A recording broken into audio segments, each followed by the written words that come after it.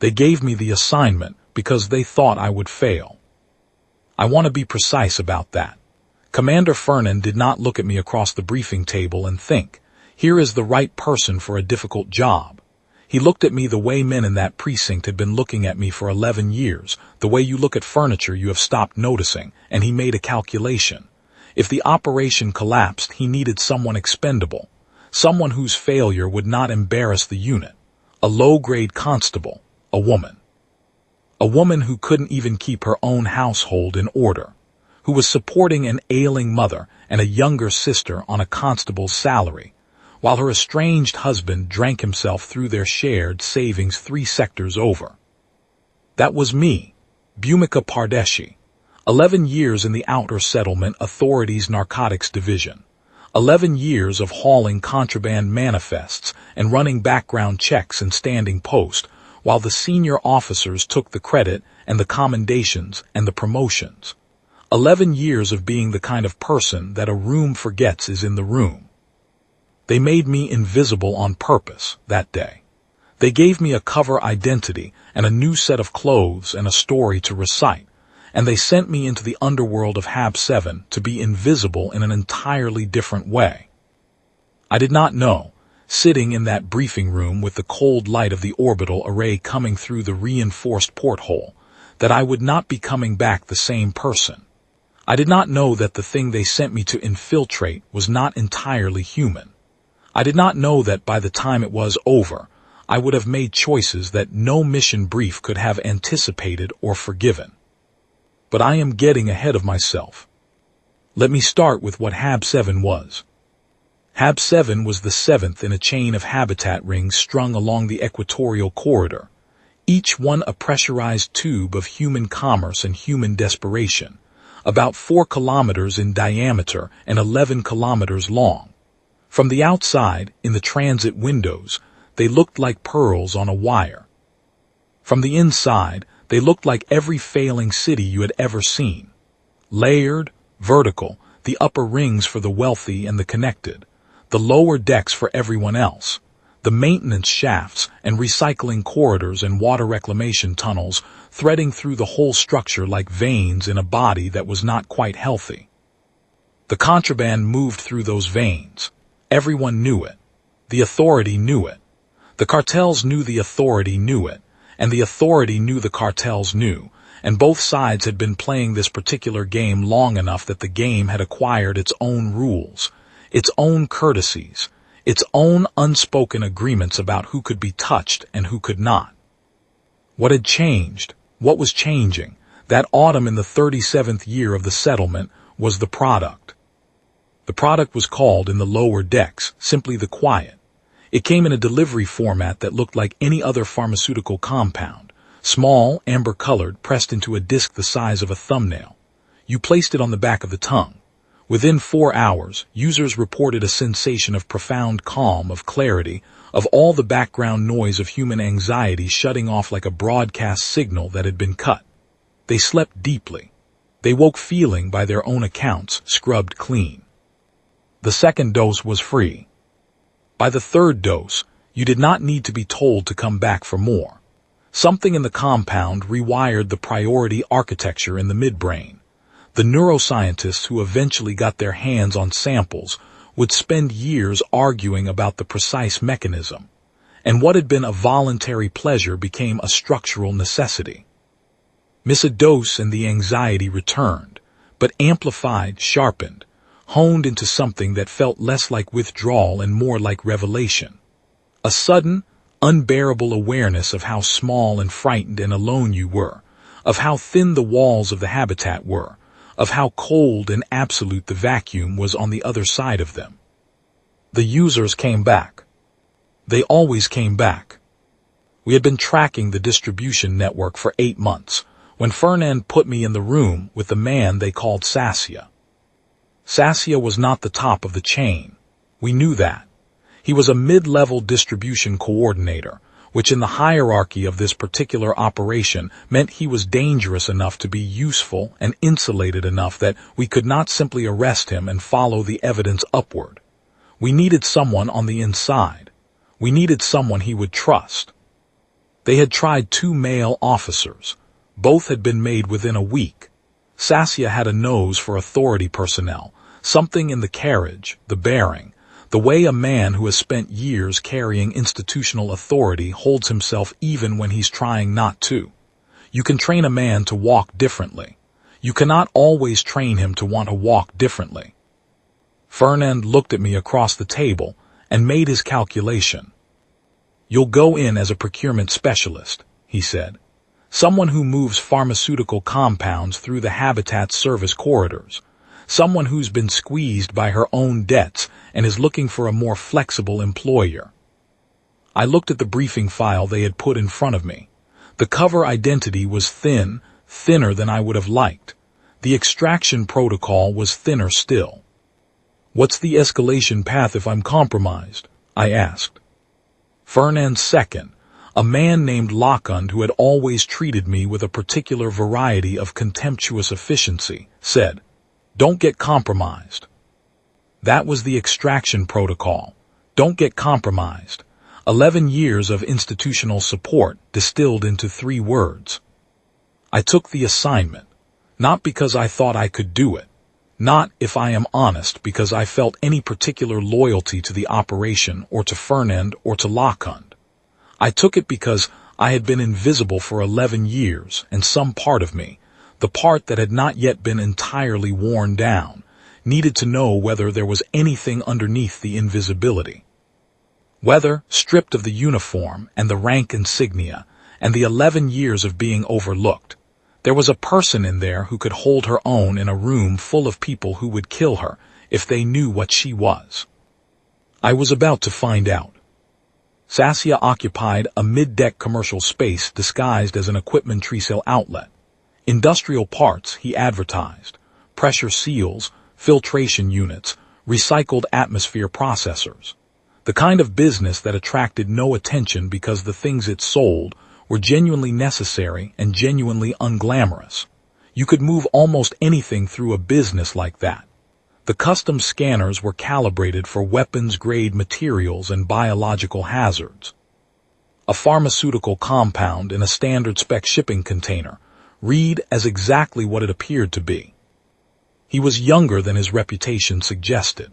I had built a picture of him from 8 months of field reports, had imagined something larger, more physically imposing, the kind of man who commands through the clear threat of what he could do to you.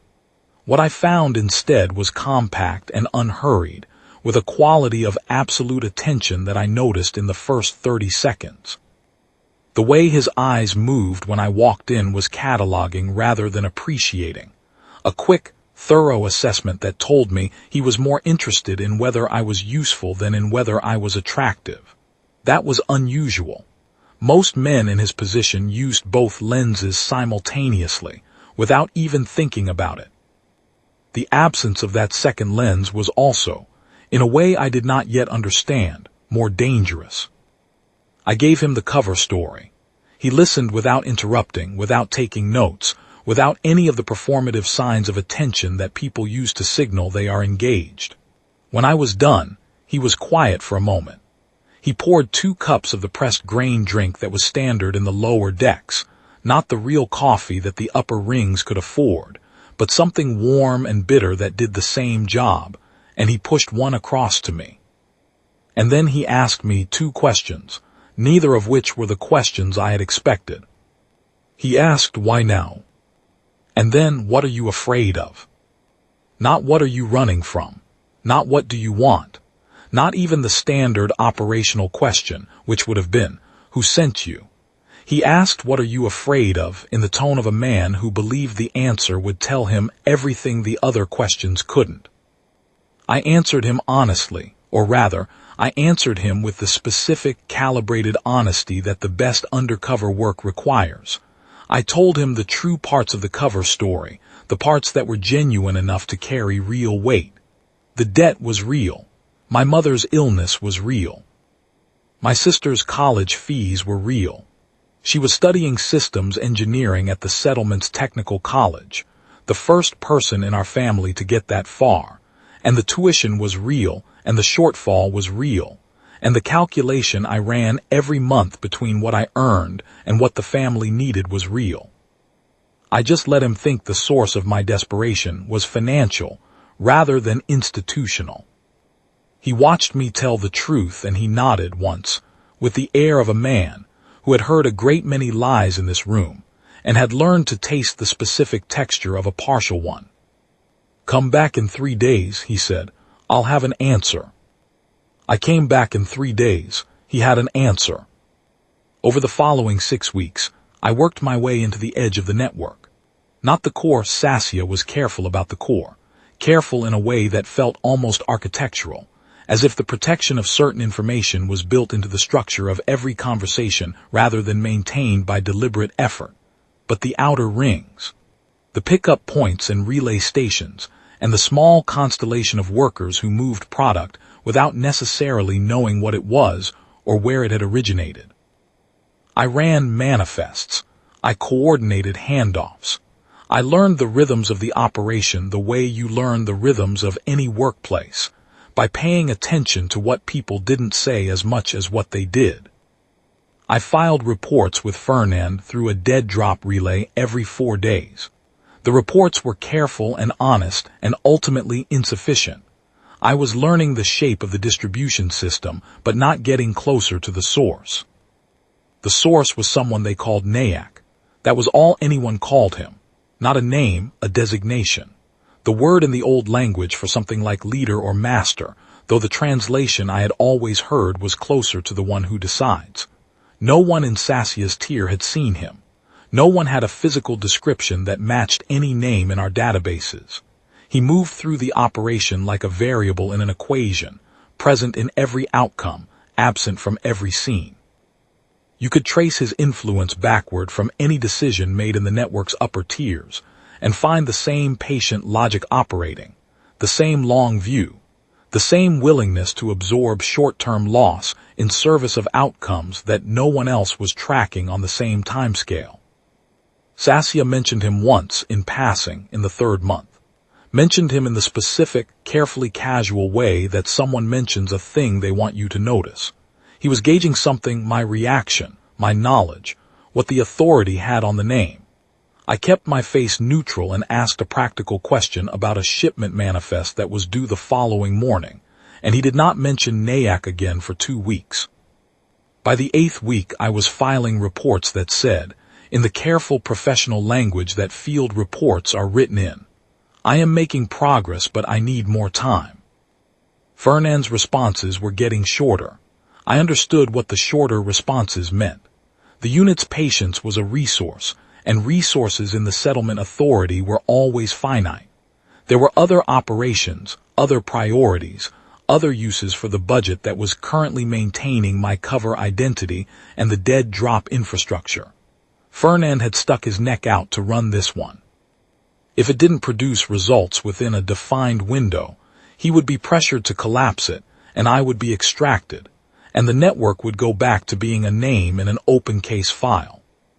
I didn't have time for that. It was around this time that I began to notice what the quiet was actually doing to people. Not the users I was handling, the manifests, the distribution tier workers, but the people below them in the food chain. The true end users. The ones in the lower decks who had been on the compound long enough for the effects to settle and stabilize. I want to be careful here because I do not want to overstate it. I am not a scientist. The full understanding of what the compound was and where it had originated would not come to me, would not come to anyone until much later. What I saw in those weeks was the phenomenology, not the mechanism, the observable effects, not the chemistry. The users did not become violent or erratic. They did not exhibit the obvious degradation patterns of the conventional stimulants we had spent a decade suppressing, the volatility, the diminishing cognition, the physical deterioration that made street-level users easy to identify at a glance. They became calm. They became compliant. They stopped arguing with their landlords and their supervisors and the customs officers who searched their containers. They went to their work shifts and came back and took their dose and went to sleep. They maintained their appearances. They honored their obligations. They were, by every external measure, fine. But they were not making any new choices. That was the thing I noticed first, and I noticed it the way you notice something that has been in front of you for weeks before it resolves into a pattern. Users I had mapped across multiple visits had settled into absolute behavioral consistency. Same routes, same contacts, same purchasing patterns, no deviation, day after day. When something unexpected happened in their environment, they paused, absorbed the new variable into the existing pattern and continued as before. They did not adapt. They processed and continued. The difference is subtle from the outside, but once you have seen it, you cannot unsee it. There was a woman in the water reclamation corridor, level 12, whom I passed every morning on my way to the relay point. She ran a vendor stall, reclaimed food materials, the kind of basic provision that kept the lower decks fed. She had been there for years, and she had opinions about everything. The customs officers who searched her stall, the authority officials who set the tariff rates, the corporate resellers in the upper rings who undercut the small vendors whenever the supply chains ran long. She knew everyone's name and schedule, and she had something to say about all of it. In the 6th month, she stopped having something to say. She was still there every morning. She still sold her materials efficiently and accurately. She simply no longer had anything to say about the customs officers or the tariff rates or the corporate resellers or anything else. She moved through her days with the smooth, frictionless efficiency of a well-maintained machine. And when I passed her stall, she nodded at me the way she nodded at everyone, with a pleasant, uninflected civility that had no memory in it. She was fine. I started mapping the users I could identify, building a picture across weeks. There was a maintenance technician on deck 11, a man named Desai who had been, by the informal consensus of the lower deck community, the settlement's most consistent complainer about the water reclamation schedules. He had filed 412 formal grievances over the course of 9 years. I know this because his file crossed mine during a routine background check in my 3rd month on the operation. And I noted it because 412 grievances seemed like a number that required a specific kind of commitment to the belief that the process could be made to work if you pushed on it hard enough. In the 7th month, I checked his file again. He had filed no grievances in 4 months. This is not in isolation a concerning data point. People stop filing grievances for all kinds of reasons. They move on, they give up, they get what they wanted, they run out of time. But Desai had not moved on. He was still on deck 11, still working his maintenance shifts, still present in the system. He had simply stopped filing, stopped attending the deck 11 residence assembly, stopped being the specific kind of thorn in the administration's side that he had been for 9 years. He had been, by every account I could access, miserable for most of those 9 years. He had also, by those same accounts, been one of the people on deck 11 who other residents called when something broke and needed someone to push the administration to fix it. He had been useful in the specific way that difficult people are useful. They do the work of confrontation that everyone else is grateful for, but unwilling to perform themselves. He was not miserable anymore. He was also not useful anymore. I filed a second report about this, specifically about the longitudinal behavioral pattern.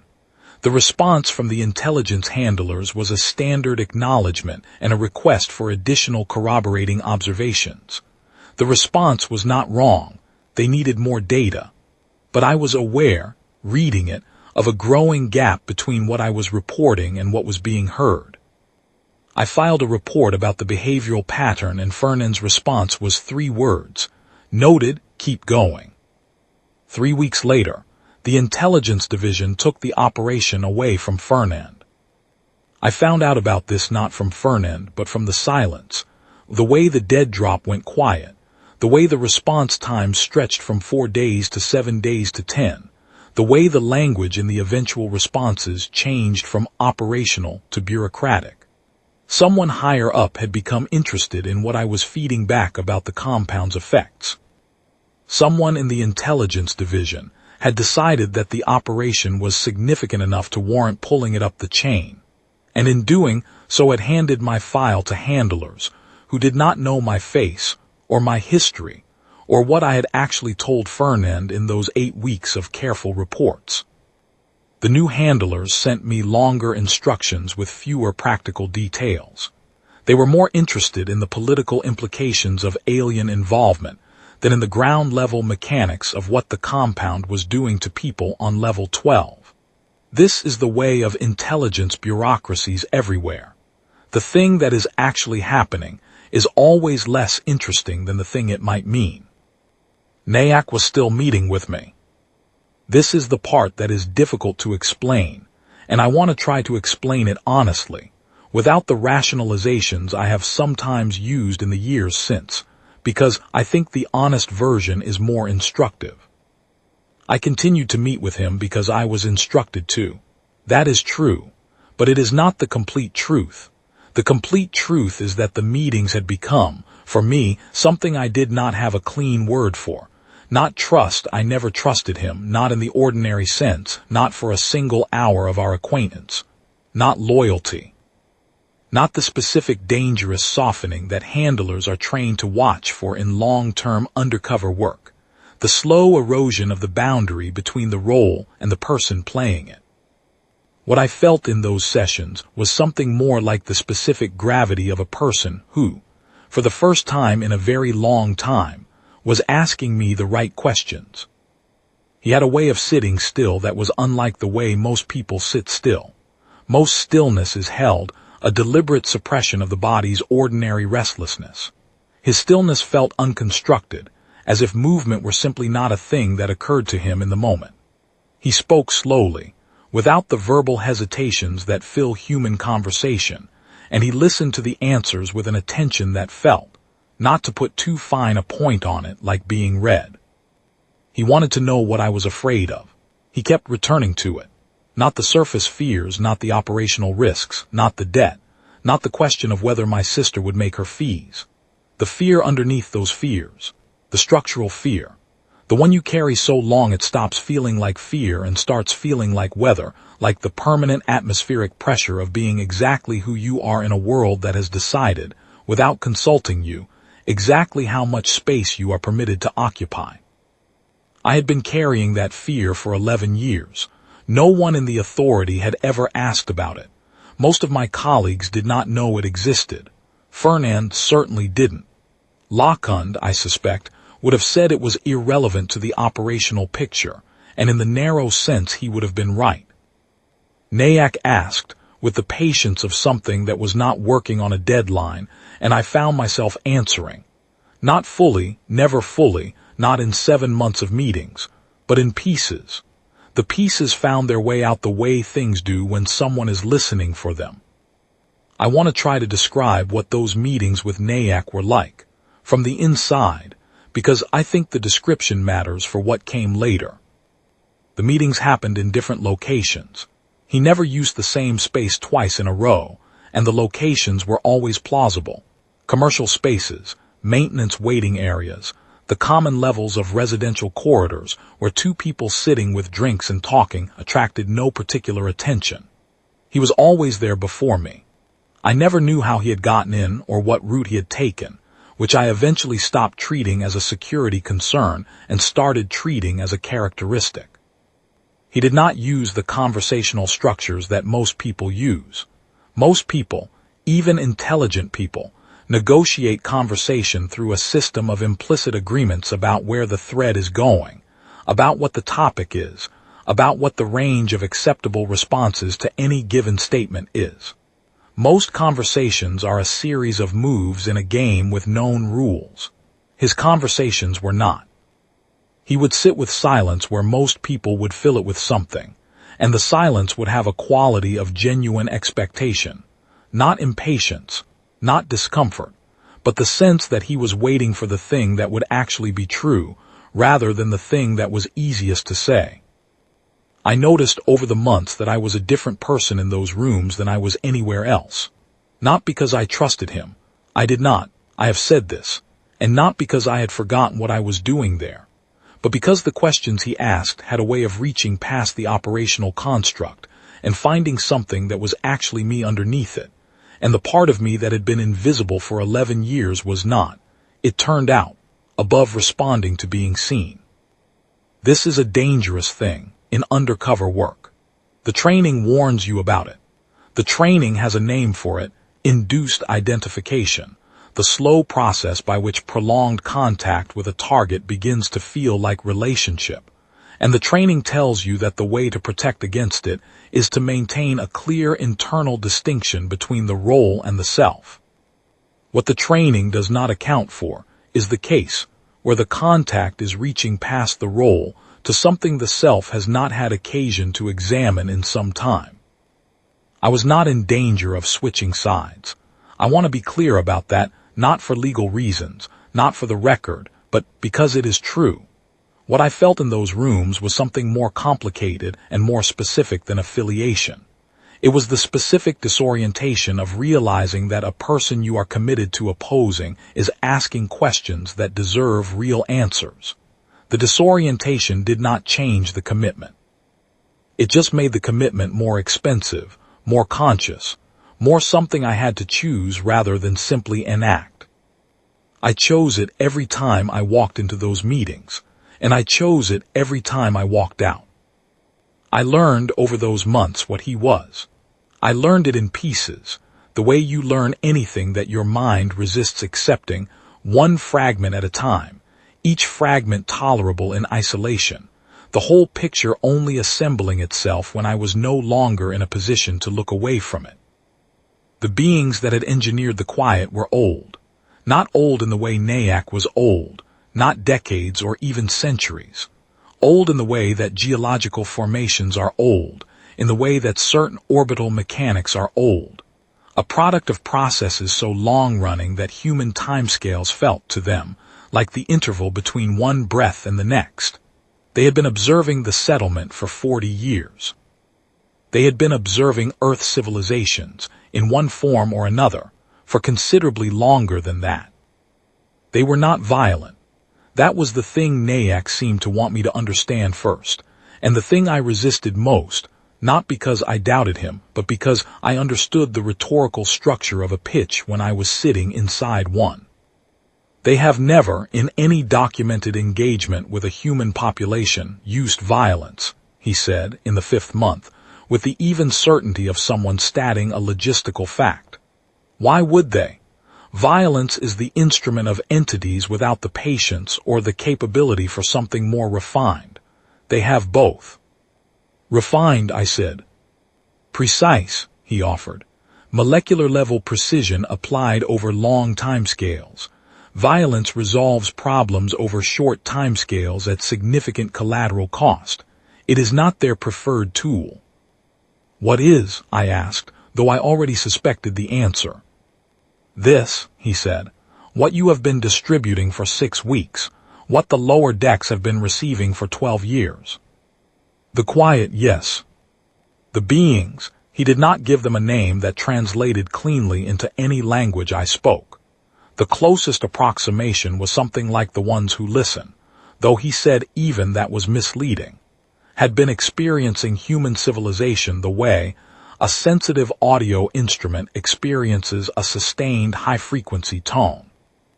Something in the specific register of human conflict, human anxiety, human willingness to tear apart the present in service of some imagined future, registered in their perceptual systems as genuinely, physically painful, not metaphorically, not philosophically, pain. And it had been getting worse as the settlement grew, as more humans moved off-planet, as the density of human decision-making and human desperation and human stubborn insistence on doing things differently than they had ever been done before intensified and compressed into the habitat rings and broadcast outward on frequencies that no human instrument had ever been designed to detect.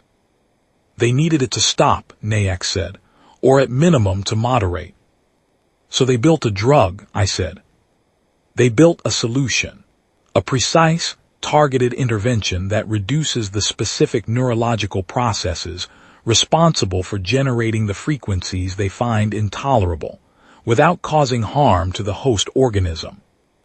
The host organism, I said. He looked at me. The user, I understand how it sounds. Do you? I have been distributing this compound for 12 years, he said. I have watched what it does. I have had 12 years to reckon with how it sounds. He had been, a long time ago, one of them, not biologically, not by origin. He was human, had been born human on one of the early colony ships. What he had become was the result of 30 years of contact and negotiation and gradual, chosen accommodation. He was not, by any simple definition, a traitor. He was not an agent in the conventional sense. He was something the settlement's intelligence infrastructure had no category for. A human being who had decided, after long exposure to a genuinely alien perspective, that the aliens might have a point. They are in genuine distress, he said. What we generate, the noise of us, the constant, escalating noise of 7 billion humans and their conflicts and their economies and their grief and their politics, is causing them active suffering. I have experienced their communication directly enough to believe this. It is not a manipulation. It is not a story they are telling to justify colonization. It is a fact of their biology that they did not choose and cannot change. And the people on level 12 who have stopped having opinions about anything, I said, that's the solution. They are not suffering, he said. That's not the same thing as being well. He was quiet for a long moment, longer than usual. No, he said finally, it isn't. I filed a report after that meeting, the most carefully worded report of my career, the one in which I laid out as precisely as I could what the compound was, what it was doing, where it had originated, and what the beings distributing it through NAAC were. The intelligence handlers responded with a series of increasingly urgent requests for clarification and additional detail that told me they did not know what to do with what I had given them. They were not trained for this. No one in the settlement authority was trained for this. The protocols existed for human criminal networks and for the ordinary categories of threat, weapons, biological agents, organized political violence. Not for this. I waited for guidance. The guidance did not come, or rather it came in the form of, continue observation, do not take independent action, await further instruction. I awaited further instruction for 3 weeks. In those 3 weeks, I watched the distribution network expand its footprint on level 14 and begin establishing relay points on level 16. I watched the user count in the lower decks increase by an amount I estimated at several hundred individuals, though I had no way to be precise about this from where I was standing. I watched the vendor on level 12 nod pleasantly at everyone who passed her stall. The months in between those meetings were their own kind of education. I was learning the lower decks in a way I had not learned them in 11 years of working in the authority's narcotics division, because previously I had only ever moved through them on official business, with the uniform, with the purpose, with the specific kind of institutional authority that functions as a perceptual filter, making certain things visible and other things invisible. Without the uniform, moving as someone who was part of the lower deck economy rather than monitoring it from above, I was learning something different. The lower decks of Hab-Seven were not, for the most part, criminal. I want to say this because it is true, and because it tends to be overlooked in reports written by authority personnel. The large majority of the people who lived in the maintenance corridors and service-level residences, and the cramped communal housing of the lower habitat rings, were not criminals. They were people in difficult circumstances making functional choices within the constraints those circumstances imposed. The criminal economy existed inside the larger lower deck economy, the way parasites exist inside a host, present, damaging but not defining. What defined the lower decks was resourcefulness, a specific, grinding, pragmatic creativity that emerged from the constant pressure of insufficient resources, insufficient space, insufficient income, insufficient institutional support, insufficient certainty about what next month would look like. People in the lower decks knew things about the habitat systems that the engineers in the upper rings had long since stopped needing to know. They knew the load tolerance of pressure valves and the failure modes of atmospheric recyclers, and which maintenance shafts had workable shortcuts to which decks. They knew how to fix things without the correct parts, how to improvise solutions that the official manuals did not cover, because the official manuals assumed the presence of the correct parts. They were, in short, exactly the kind of people who were badly served by the quiet. The compound's behavioral modifications, the smoothing of the decision-making substrate, the managed reduction of the specific anxieties and frustrations that drove them, were removing the pressure that produced the resourcefulness. You cannot have the adaptation without the friction. You cannot have the improvisation without the urgency. The lower decks were, without the people who knew how to push back, a set of increasingly well-maintained corridors leading nowhere in particular. I thought about this during the long shifts in the relay stations. I had a lot of time to think. I went to Fernand, not to the intelligence handlers, not to the chain of command that had replaced him, to Fernand, who was in a temporary administrative assignment while the division review of his conduct was ongoing, which meant he was doing paperwork in a small office 3 corridors from the main operations floor and was, to put it plainly, furious. Not the theatrical fury of a man making a performance of his grievance. The cold, precise fury of a man who knew he had been right and had been sidelined for it. He was not someone I trusted completely. His record with female officers was not distinguished. He had spent 8 years making promotion decisions that consistently moved the more visible names forward and left the reliable ones in place. He was, in the ordinary institutional sense, part of the problem I had been navigating for 11 years. He was also the only person whose interests, at this specific moment, aligned precisely enough with mine to make a working alliance possible. He wanted the operation back. I wanted the operation to produce a result that actually mattered before the handlers ran the clock out and extracted me. I told him everything. All of it. The compound's origin. The beings who had manufactured it and what they wanted and why.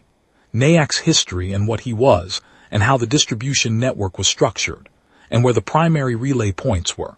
The information I had been withholding from the intelligence handlers, because I did not trust them not to misuse it in ways that would trigger exactly the kind of large-scale conflict that would, ironically, make the being's case for them.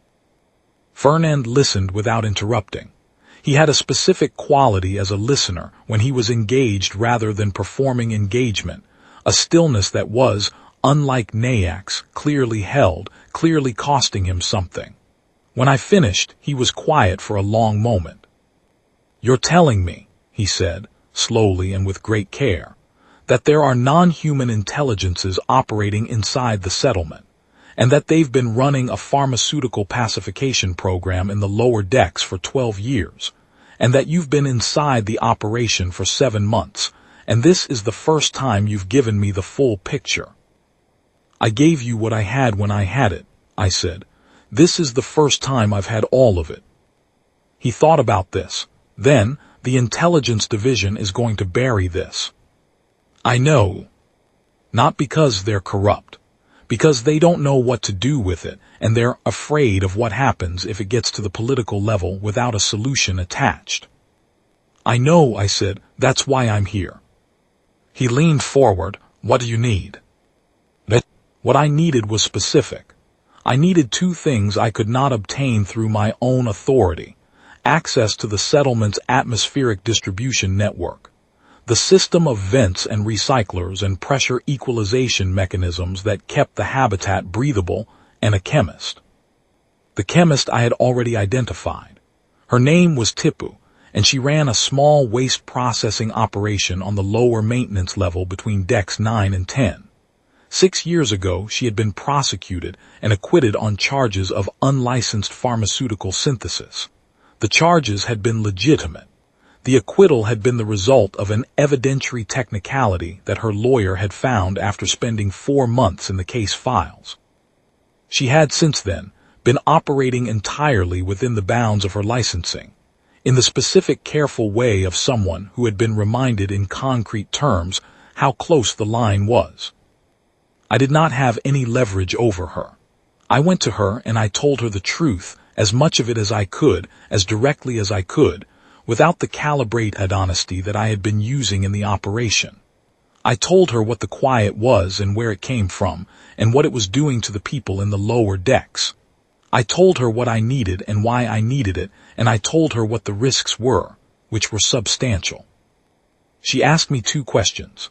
First, could what I was asking her to synthesize be made to cause harm to any person?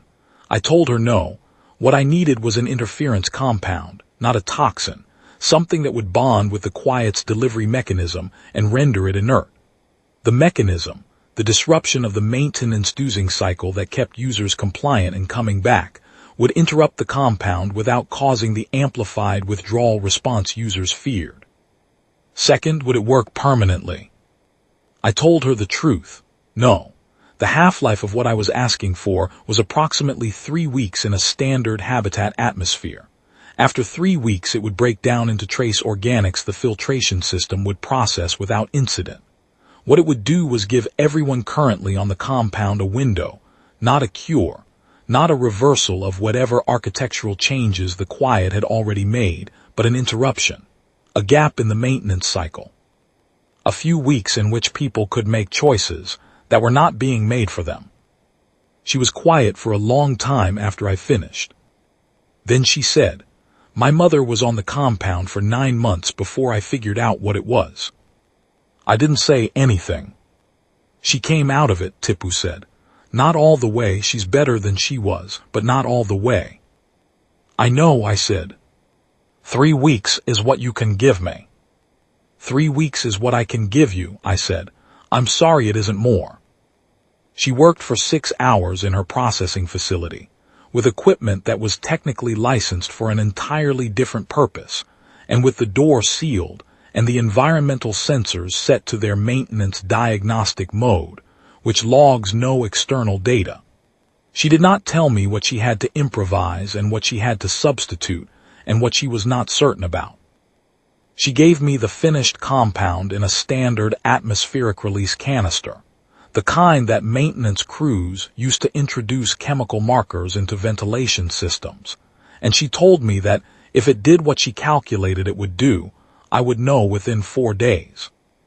The atmospheric network access required Fernand's credentials and a willingness to stand in front of his division supervisor and explain why he was in a system he had no current operational reason to be in.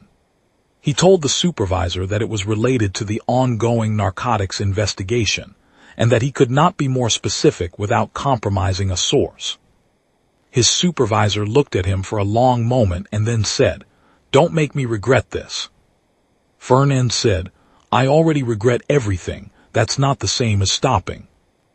We introduced the compound at the 4 primary relay points of the distribution network, the nodes through which the largest volume of the quiet's carrier atmosphere moved before redistribution to the lower decks.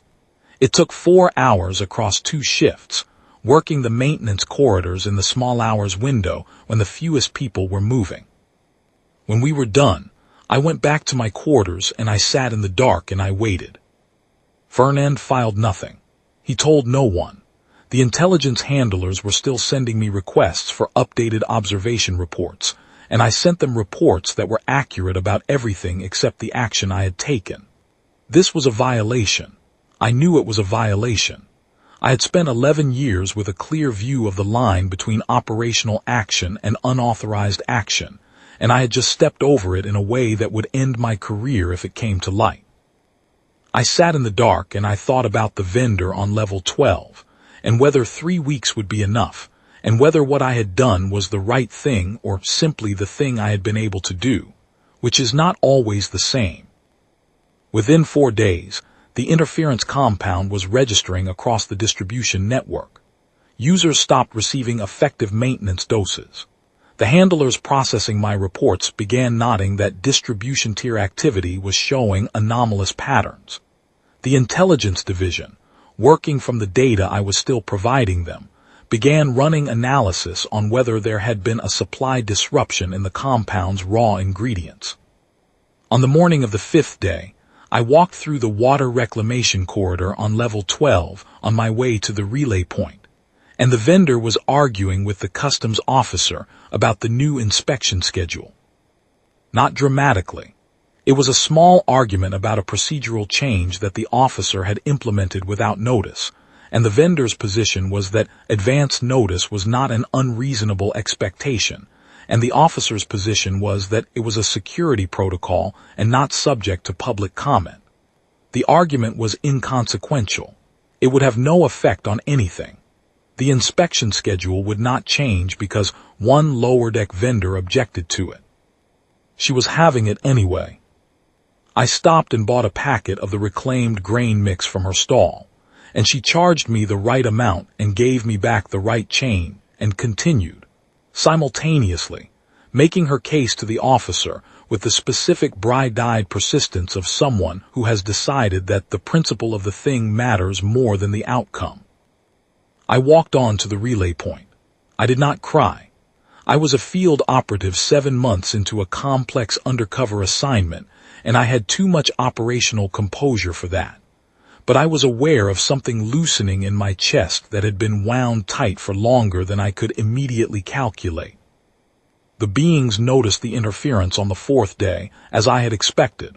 They contacted Nayak on the 6th. He came to me on the 7th. He knew it was me. I didn't ask him how he knew, and he didn't tell me, but the certainty was in his face when I opened the door. That same settled quality, the horizon eyes, but with something new in them that I had not seen in 7 months of meetings. He was not angry. I want to be exact about this because it matters. He was not angry, and the absence of anger was not equanimity or acceptance. It was something more like a kind of recognition, the expression of an entity encountering a variable that its model had not adequately accounted for. You understand, he said, sitting down without being invited, that this changes very little in the long term.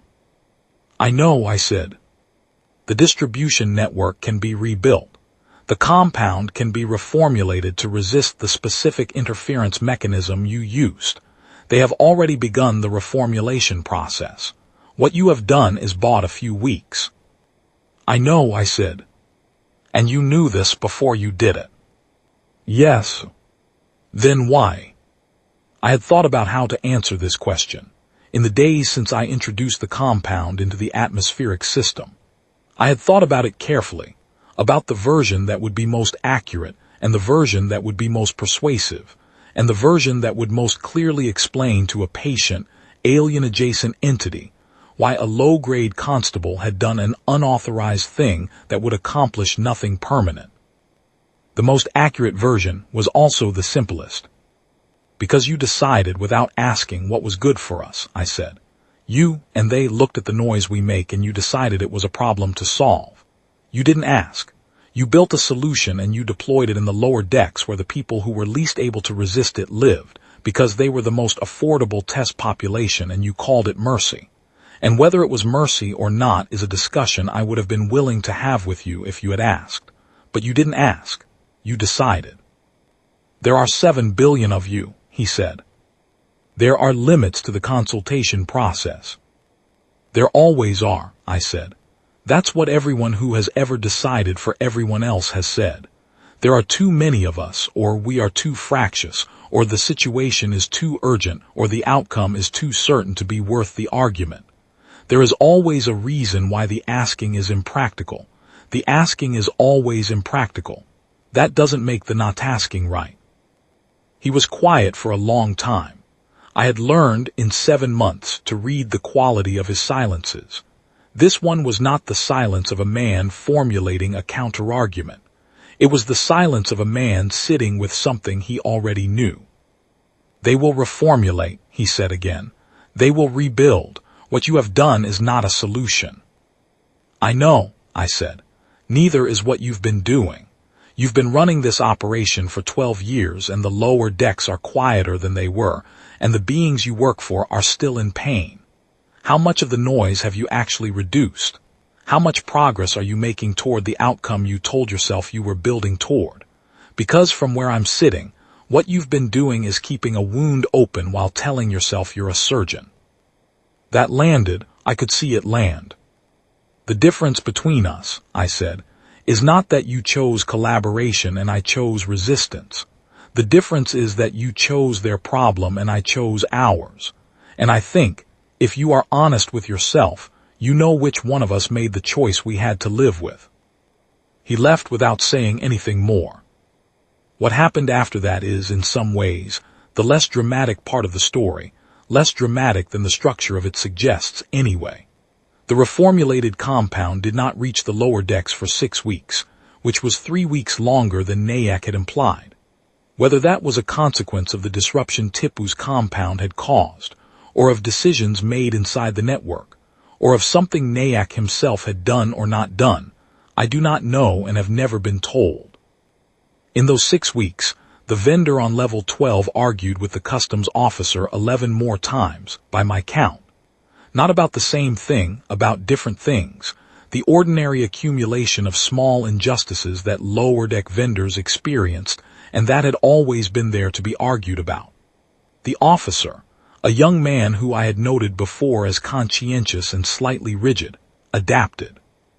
By the 4th week, he was anticipating the arguments before she made them and adjusting his approach marginally before the confrontation materialized. Not because he agreed with her, because she was there and she was consistent and he was, in the way of young men doing difficult jobs, learning. I watched this through the security feed in my relay point and I thought, this is the thing they cannot model, not the argument itself, the adaptation, the adjustment, the specific, inefficient, expensive human process of two people in repeated conflict developing a working relationship out of the friction between them, not in spite of it. There were arrests. The intelligence division eventually got what they needed from the reports I gave them, which contained the information that was appropriate for arrests, and did not contain the information that would have made the political situation untenable before anyone was ready to handle it. Sassia was detained on distribution charges. Several members of the network's relay tier were processed through the standard system. Fernand was reinstated. He received a commendation that he told me, in the one private conversation we had after it was over, felt like being handed a trophy for finishing second. I told him to take it anyway. Commendations are currency in the settlement authority, and he had spent a good deal of political capital on my behalf, and currency is currency. Nayak was processed through a detention system that did not have a category for what he was. He is, as far as I know, still in some form of accommodation with the intelligence division, in a location I don't have clearance to know and doing work I don't have clearance to describe. I think about that sometimes. Whether he is, in whatever room he's in, still asking the right questions. Whether anyone is answering. I was offered a promotion. A real one, a rank that came with a desk and a title, and for the first time in 11 years, a salary sufficient to cover my mother's medical costs without running the math against my sister's tuition every month. I took it. I was not under any illusions about what I was taking. It was not a reward in the uncomplicated sense. It was the authority's way of keeping someone who knew what I knew inside a structure where the knowledge could be monitored and managed. I understood this.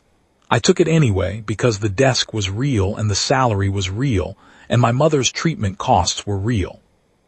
My sister finished her degree. She works now in the settlement's atmosphere systems division, which is either a coincidence or something the universe does when it's feeling ironic. She sends me messages about arguments she's having with her supervisors about the right approach to pressure differential management in the long corridor habitats. She is, from everything I can tell, a significant pain in her supervisor's collective neck. She is, from everything I can tell, extremely good at her job. The beings have not withdrawn. I did not expect them to. They are reformulating and recalibrating and exercising the specific, inhuman patience that is their most notable characteristic, and somewhere in the network of maintenance corridors that runs through the lower decks of the settlement's habitat rings, the quiet is moving again. The intelligence division monitors for it. We catch some. We miss some. The game is ongoing, and both sides know it is ongoing. And both sides understand that it is unlikely to be resolved in any timescale that either of us would recognize as soon. What I know, what I have come back to, in the 3 years since the operation ended, in the mornings when I stand at the window of my office and watch the central corridor 4 stories below, is this. The compound works by making people quiet, by turning off the specific frequency of human noise that the beings find intolerable, the noise of conflict and anxiety, and the restless, expensive, often destructive refusal to accept the world as it is. They are not wrong that this noise is costly. They are not wrong that a species running at lower intensity would have caused less damage to itself and its surroundings. The math is not in our favor on that point. What they miscalculated is the thing the noise is made of. They heard the frequencies and measured the damage and designed an elegant solution, and they did not stop to consider that the noise and the thing we are might not be separable. That the restlessness and the spite and the willingness of a low-grade constable, 11 years invisible, to spend 7 months in an underworld operation, and then use what she found there not to advance her career, but to buy a few weeks of opinions on level 12, might not be a malfunction in an otherwise functional system. Might be the system, might be the whole point of it. I have a window in my office now. It looks out onto the central corridor of Hab-Seven, 4 stories down. I can see the vendor's stall from here on clear mornings, when the upper corridor lights are running at full brightness, and the foot traffic is moving, and the day's business is beginning its daily argument with the day's inconveniences. The vendor is usually in the middle of something. The customs officer comes by every morning on schedule. He has learned, in 3 years, which arguments to engage and which to absorb and which to let run their course. He has gotten better at his job. So has she, in the specific sense of having gotten better at knowing where the line is, at pushing up to it without crossing into territory that would cost her more than it was worth. They have developed between them a kind of working peace, not silence, not agreement, something more durable than either, the specific, inefficient, expensive accommodation of 2 people who share a small space and have decided, through a process that was mostly argument, that they can live with each other. It is not quiet. It is not particularly efficient. It is the loudest, most unreasonable, most costly possible way to exist in a world that keeps asking you to be less of what you are. I watch it every morning. I find on the mornings when I watch it that I am not afraid. That's enough for now. That's enough.